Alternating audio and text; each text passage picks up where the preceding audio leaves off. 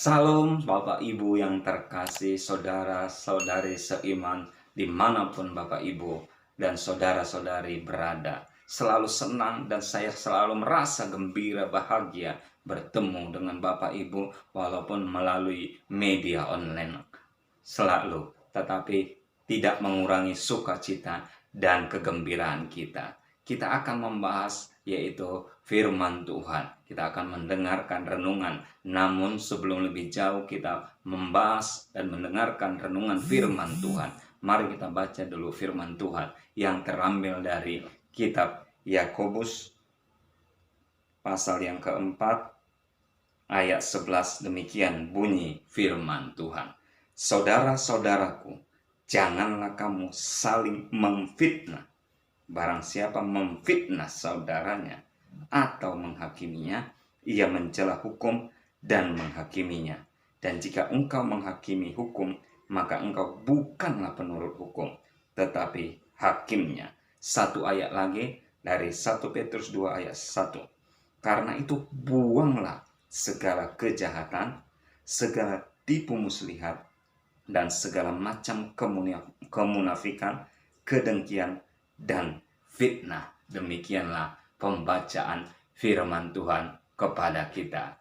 Kita akan memberikan tema untuk renungan pada saat ini adalah kejamnya fitnah. Bahkan kadang suami memfitnah istri, istri pun memfitnah suami. Dalam Kamus Bahasa Indonesia, fitnah berarti adalah perkataan bohong atau perkataan yang tidak berdasarkan kepada kebenaran, yang memiliki tujuan yaitu untuk merugikan orang lain, seperti mencemarkan nama baik orang, bahkan artinya membuat reputasi orang menjadi rusak, bahkan artinya lebih parahnya bisa membuat orang dalam situasi sulit. Jadi fitnah itu sangat-sangat tidak baik dan bukan perbuatan yang terpuji, saudaraku yang dikasihi. Memang sebenarnya dari zaman bahula, dari zaman dahulu kala, fitnah itu sudah ada. Fitnah itu seperti dalam tanda kutip sudah menjadi kebiasaan bagi orang-orang yang hidupnya memang di luar kebenaran. Bahkan sejarah mencatat bagaimana awal mulanya Adam jatuh dalam dosa. Iblis memfitnah Allah. Dia berkata kepada Adam supaya Adam mempercayai bahwa Allah mengizinkan Adam memakan semua buah yang ada di taman itu supaya dia menjadi seperti Allah. Dan tentu Adam mempercayainya. Dan akhirnya kita tahu ceritanya, akhirnya Adam dan Hawa jatuh dalam dosa. Dan tidak lama kemudian, setelah Allah meminta pertanggungjawaban, akhirnya pun Hawa memfitnah iblis, bahwa dia berkata, iblis itulah, ular itulah yang memberikan buah itu kepadaku sehingga aku memakannya. Dan tidak sampai di situ, Adam pun berkata, memfitnah lagi Hawa, bahwa Hawa lah yang memperdayainya, memberikan buah itu kepadanya sehingga dimakannya. Dan ini terus berlanjut, terus dan terus, bahkan sampai generasi ini. Fitnah dan saling memfitnah terjadi terus menerus. Entah sampai kapan tentang fitnah ini berhenti. Saya juga tidak mengklaim bahwa fitnah ini akan bertahan abadi. Saya tidak berani. Tetapi sampai detik ini fitnah itu terjadi. Bahkan ironisnya, antara suami dan istri kadang-kadang terjadi kasus memfitnah. Suami memfitnah istri, istri memfitnah suami. Sebagai contoh, istri memfitnah suami. Ada suatu cerita di mana istri lagi senang melihat suatu barang perhiasan di media sosial. Lalu dia tertarik. Namun beberapa waktu kemudian dia berubah pikiran. Lalu dia hubungi penjual perhiasan itu.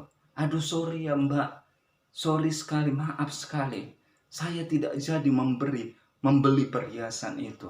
Lalu penjual tadi yang sudah sangat berharap perhiasannya laku, perhiasannya terjual, menjadi heran. Waduh, kenapa Bu ya? Aduh, kayak mana ya? Padahal saya sangat berharap loh ibu membelinya. Kan ini juga barang bagus. Iya, maaf sekali Bu, kata ibu yang mau membeli ini. Karena suami saya tidak mengizinkan saya membelinya. Padahal saudara tahu, suaminya sebenarnya tidak ada berkata demikian.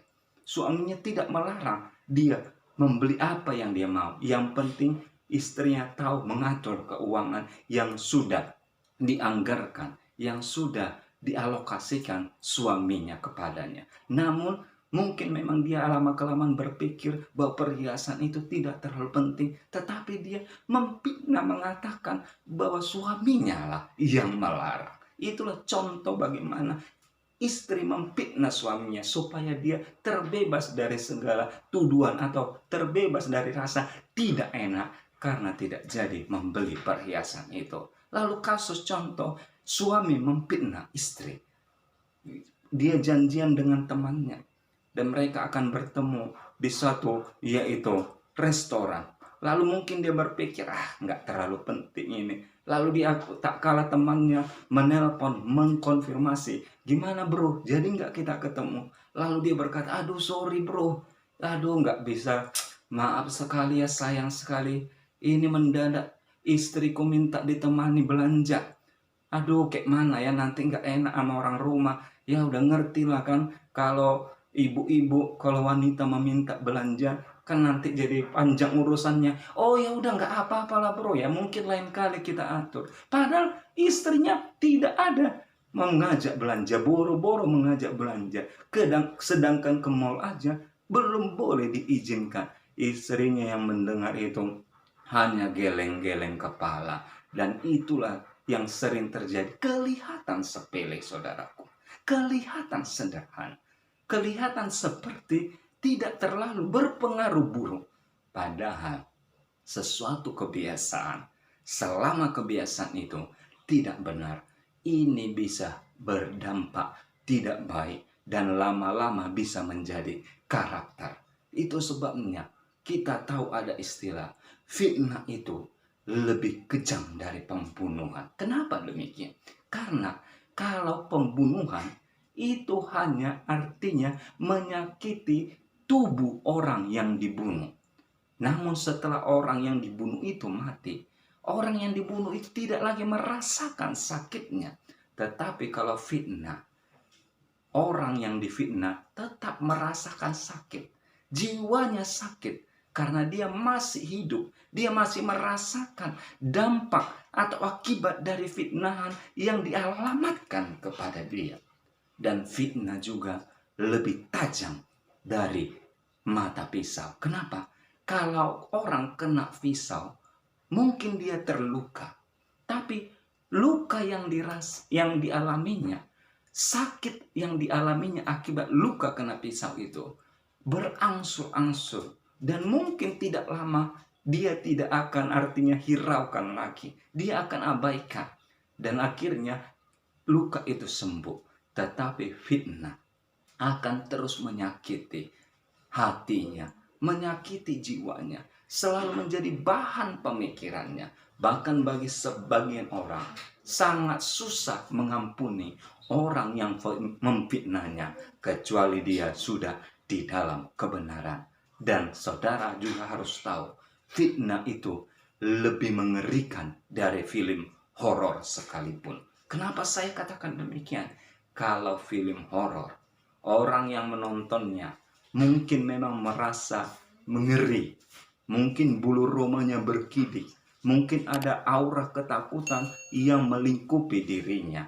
Tetapi itu tidak berlangsung lama. Kalaupun ada sebagian orang tak kalah menonton film horor, dia bawa ke dalam alam mimpinya, yaitu mungkin hanya sekedar di mimpi saja dia mengalami ketakutan yang begitu mencekam, ketakutan yang begitu mengerikan.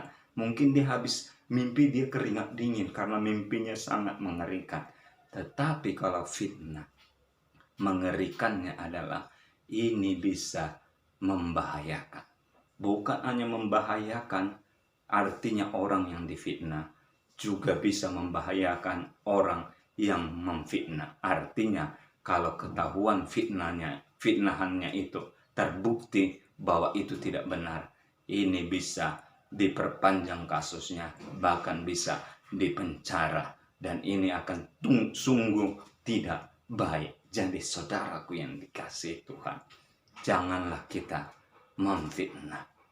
Janganlah kita mau memfitnah. Dan janganlah kita pernah memfitnah. Dan mungkin, ini saya katakan mungkin ya, kalau kita pernah memfitnah, janganlah lagi kita lakukan. Seperti firman Tuhan yang kita baca tadi saudaraku, bahwa kita jangan memfitnah. Kita buang segala jenis kejahatan, termasuk fitnah. Karena apa saudaraku? Tak kala kita berkata sesuai kebenaran dan sesuai dengan kenyataan, tetapi orang tidak menerimanya, itu tidak masalah, dan itu adalah hal yang biasa. Tetapi tak kala kita berkata tidak sesuai kebenaran dan tidak sesuai dengan kenyataan, dan akhirnya membuat orang membenci kita, tentu yang rugi kita, karena kita sudah menyebarkan fitnah, dan tentu ini tidak baik, dan ini bukan menjadi suatu hal yang perlu dicontoh. Jadi mari kita buang segala fitnah, kita buang hal itu jauh-jauh, karena kita hidup dalam kebenaran. Saya tutup kisah ini dengan satu ilustrasi. Ada seorang murid yang datang kepada gurunya, dan akhirnya dia tersungkur dan minta ampun ke gurunya. Ampun guruku, ampun beribu ampun, aku sudah melakukan hal yang keji kepada guru, aku sudah memfitnah guru, aku benar-benar menyesal dan minta ampun, tidak akan kuulangi perbuatanku ini lagi, kata sang murid. Lalu gurunya berkata, kamu serius? Iya guru, aku serius. Aku sungguh serius. Apa yang bisa aku perbuat untuk menebus kesalahanku? Lalu gurunya berkata, coba ambil kemoceng yang tergantung di dinding itu. Lalu sang murid bergegas mengambil kemoceng itu dan menyerahkan kepada gurunya. Ini guru, kamu lihat kemoceng ini? Aku menyarankan engkau, kamu pergi ke jalan, dan setiap engkau melangkah, kamu cabuti sehelai demi sehelai bulu yang ada di kemoceng ini, sampai kemoceng ini gundul, cuman tinggal batangnya saja. Maksudnya apa guru? Berlakukan saja. Tak kala kamu mencabuti bulunya helai demi helai, coba engkau ingat hal-hal yang buruk yang sudah kau lakukan kepadaku, hal-hal buruk yang sebenarnya tidak pernah kulakukan tapi kau ceritakan kepada orang. Coba kau ingat-ingat itu sembari kau mencabuti bulu kemoceng ini helai demi helai. Akhirnya sang murid melakukannya. Sambil berjalan dia cabuti sehelai demi sehelai bulu kemoceng itu, dan dia mengingat hal yang buruk yang sudah dilakukannya kepada gurunya. Lalu lebih kurang dia berjalan 3 km, bulu kemoceng itu pun habis, tinggal batangnya. Kemudian keesokan harinya dia datang lagi kepada gurunya. Guru, apa yang sudah engkau perintahkan sudah kulakukan. Aku sudah mencabuti bulu kemoceng itu sepanjang jalan. Oh baguslah. Tapi apa maksudnya guru? Tunggu dulu, aku belum memberitahu maksudnya kepadamu, kata sang guru. Sekarang pergilah engkau lagi ke jalan yang kau lalui di mana engkau mencabuti bulu kemoceng itu. Dan sekarang engkau kembali kutip sehelai demi sehelai bulu kemoceng yang sudah engkau cabut itu, yang sudah engkau buang ke jalan. Oh baiklah guru, kata sang murid. Akhirnya murid itu kembali berjalan. Dia menyusuri jalan itu sampai hari begitu terik, bahkan sampai sore hari. Seharian dia berjalan sepanjang jalan di mana dia sudah membuang sehelai demi sehelai bulu kemoceng itu. Dia sudah kecapean, dia sudah lelah, dia sudah merasa artinya pekerjaan ini kok seperti tidak berguna. Kok dia hanya menemukan cuman 5 helai bulu kemoceng. Dia merasa bingung, apa ini, kenapa tidak kutemukan lagi. Akhirnya karena dia sudah menyusuri jalan yang dilaluinya untuk membuang bulu kemoceng itu, dia kembali kepada gurunya. Aku sudah menyusuri jalan tempat aku membuang bulu kemoceng itu, guru. Sekarang bagaimana? Inikah yang kau dapat? Kata gurunya tak kalah melihat hanya 5 helai bulu kemoceng yang didapat oleh sang murid. Iya guru, begitulah fitnah. Tak kalah engkau menyebarkannya, engkau tidak bisa menduga dan engkau tidak bisa menyangka kemana itu sudah menyebar. Sama seperti bulu kemoceng tadi, mungkin dia sudah diterbangkan angin entah kemana, dibawa mungkin ke 8 penjuru mata angin, atau bisa saja dia sudah menempel di dinding-dinding atau menyangkut di sela-sela pohon, atau bisa saja sudah disapu oleh pemungut sampah. Intinya dia, bulu-bulu itu sudah menyebar kemana-mana dan kita tidak bisa lagi mengendalikannya. Jadi engkau yang memfitnah dan aku gurumu yang kau fitnah, atau mungkin ada orang lain yang engkau fitnah, tak kalah engkau minta maaf, tak kalah engkau menyadari apa yang kau perbuat itu salah, keliru, mungkin aku gurumu dan orang lain yang mungkin pernah engkau fitnah memaafkannya, mengampuninya. Tapi tahukah kamu dampak dari apa yang kau perbuat itu? Itu sudah menyebar kemana-mana. Dan mungkin sampai kapanpun itu menjadi abadi, diperguncingkan orang, dibicarakan orang, padahal tidak memiliki kebenaran sama sekali. Akhirnya muridnya terseduh-seduh, menangis, terisak-isak. Aduh, betapa mengerikan rupanya fitnah itu ya guru. Iya, begitulah. Semoga ini menjadi pelajaran untuk engkau tidak melakukannya lagi. Demikianlah saudara yang dikasihi Tuhan, betapa kejamnya fitnah itu.